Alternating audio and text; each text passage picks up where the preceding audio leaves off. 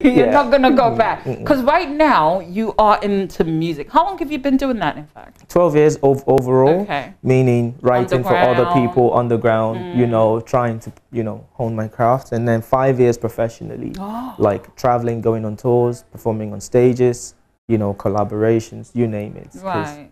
Yeah. What do you love about being a musician? Well, the fact that my creativity could get a bunch of people in a room just to listen to me means a lot.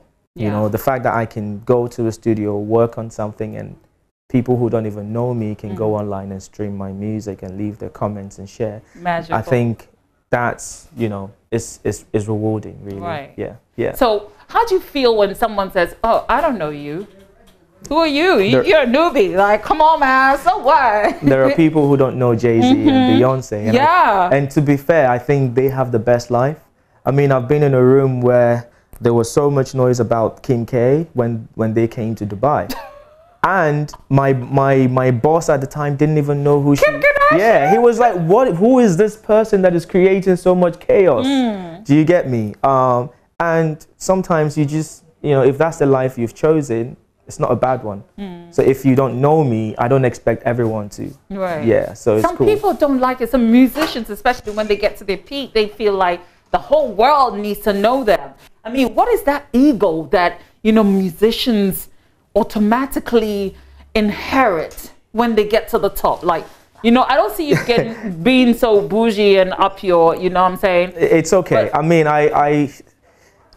that's what fame does to you. And with fame comes a lot of ego. You need to have some sense of humility to be able to understand that, you know, there are people who don't know Bill Gates.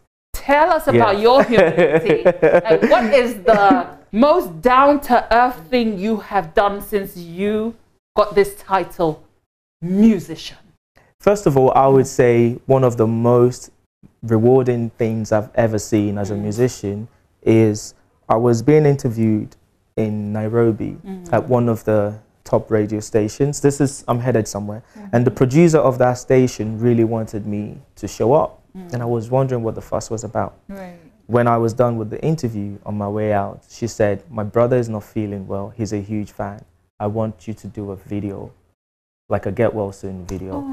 At this point, this was probably like 3 years ago, because I left like a newcomer, like, you know, do you get me? Kid on the block. Exactly. Oh, wow. And it wasn't even that. It's the fact that I didn't know that MKO, who is still, you know, up and coming, had already made such an impact on some guy. And what happened was I went for a performance in Nairobi some time ago, and he was a fan, and he's been following my journey on Instagram, and I didn't know. So when he heard that I was in Nairobi, it was more like, you have to get this guy on your show. I've been following him, you know. And for me, you know, that meant a lot. That's humbling, isn't it? It is indeed. Did you feel like, oh my God, I'm like Michael Jackson, somebody wants to see my video? If I had a chance, I would have met the guy. Are you sure? Know? Yeah, I would have, because that meant a lot to me, that it was at the early stages of my career. Imagine, but right now it's almost like, okay, I get it. Yeah. But back then, the fact that, you know, were oblivious to the fame, you know, all of that. Yeah, yeah. And